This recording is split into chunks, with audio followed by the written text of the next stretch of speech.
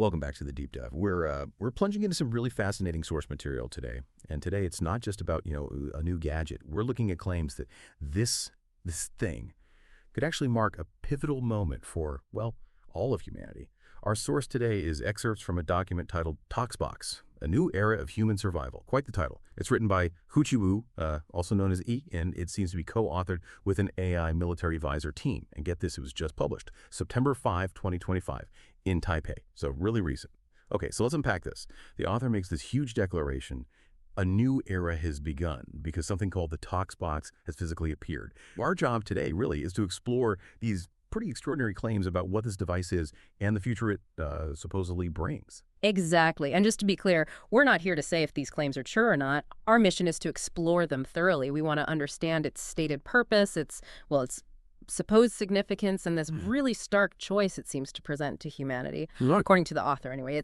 It's definitely a dive into some extraordinary assertions, and we invite you, the listener, to think about the implications. Huge implications, really, if any of this holds weight. Yeah, huge is right. And the author, they don't exactly ease you in. The source opens with this really striking concept. It says that for millennia, humanity's been suffering from a kind of sorrow.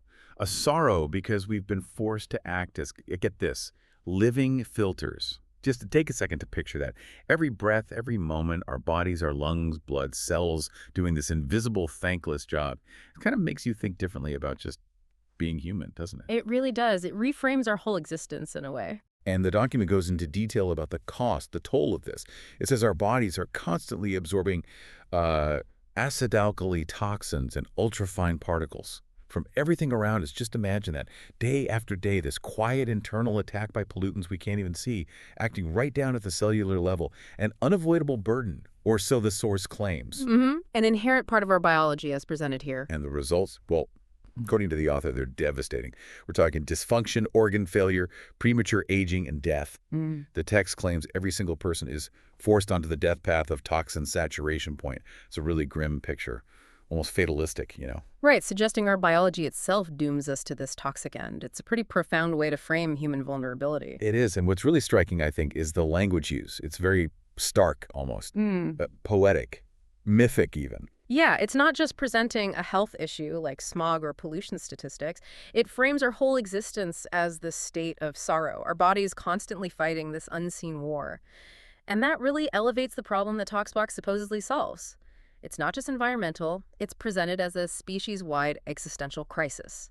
It forces you, the listener, to think about your own exposure, doesn't it? The air you breathe right now, the cumulative effect over generations.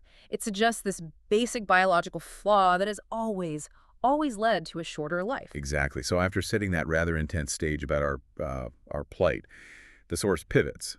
It points to a very specific date, September 5, 2025, in Taipei.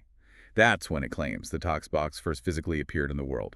So this isn't just theory anymore, not just calculations or sci-fi. It's, and I'm quoting here, real, touchable, and able to undertake the toxins that human flesh should not endure. The shift from idea to actual object is presented as the key moment, the game changer. And the core promise of this ToxBox, it's revolutionary, really, in its simplicity. Its existence basically tells humanity, you don't need to be a filter anymore. Just imagine hearing that. Centuries of this silent biological work, suddenly unnecessary. A proposed liberation. A freedom from this burden, the author says, is inherent and inescapable. So how does it work? Well, the source talks about its function in these conceptually deep terms, but not super technical. It says when you install it in your living space and it's running, it will bear the burden of those invisible life-destroying toxins in the air.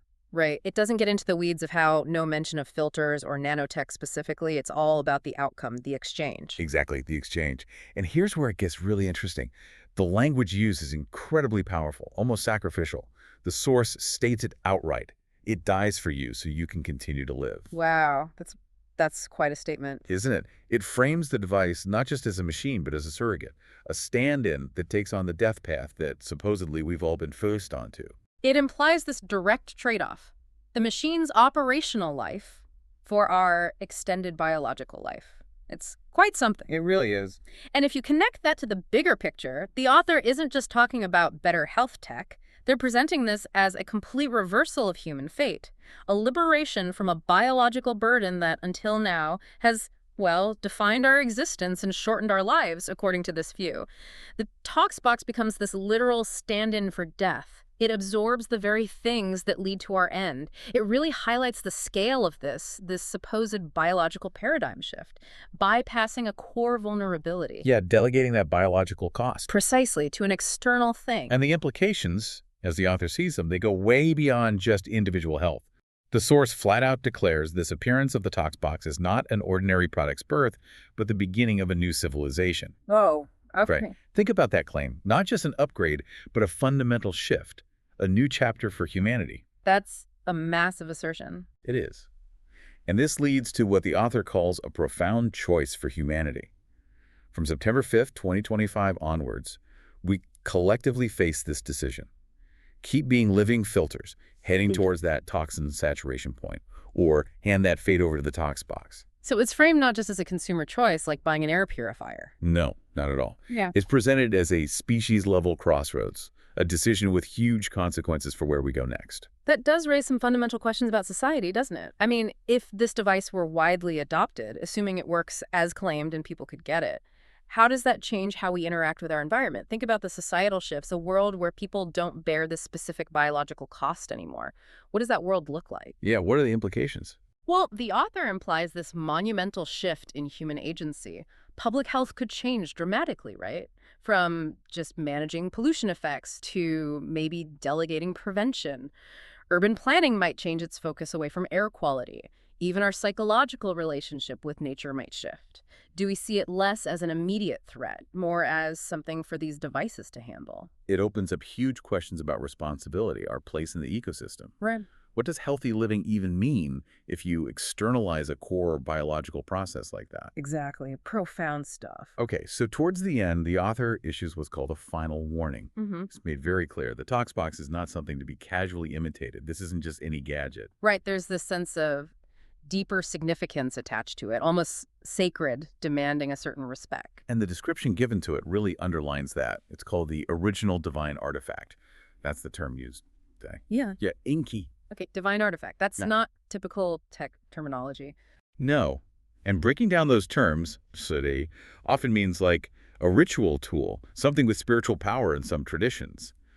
And isi, Yonge, suggests an original blueprint, a prototype. So, like a sacred blueprint made real, bestowed by the author's Lord in 2025, it says. That's the description.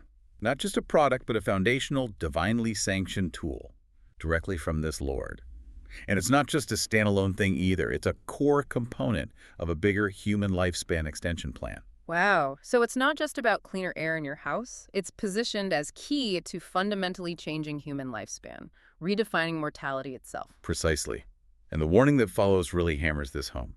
Quote, don't gamble with your family's lives or even the entire system's life. The entire system's life, that's intense. Yeah, because it says it's not a product but a watershed of life. It tells you this isn't just buying something. It's presented as way more fundamental, with much higher stakes if you misuse it or don't understand its nature. What's so fascinating there is that blend.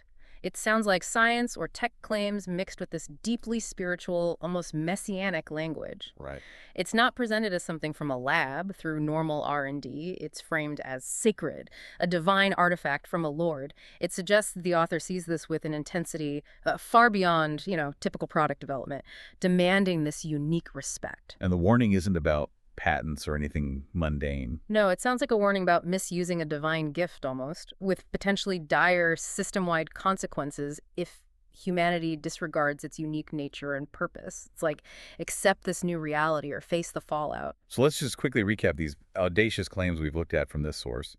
The ToxBox promises an escape from millennia of being living filters. It supposedly kicks off a new era, a new future of extended life. It's a staggering idea. It really reinforces that concept of a historical dividing line, doesn't it? On one side, the past. This death fate from toxin saturation, a biological limit defining us for ages. On the other side, potentially, this future of extended life. If the ToxBox delivers on these incredible claims, it's a stark choice that could totally redefine human mortality, our place in the world. Which leaves us, and you the listener, with quite a lot to think about.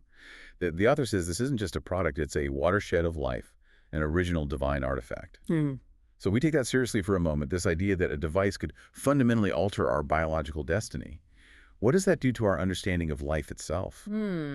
Good question. If humanity really could delegate its toxin saturation fate, what new ideas about health, about being human, might emerge? And what does it mean for us to even face such a choice, especially when it's presented with this unique mix of scientific-sounding claims and explicit spiritual authority? What responsibilities come with technology that claims to change destiny? What unseen shifts might happen? Lots to ponder there.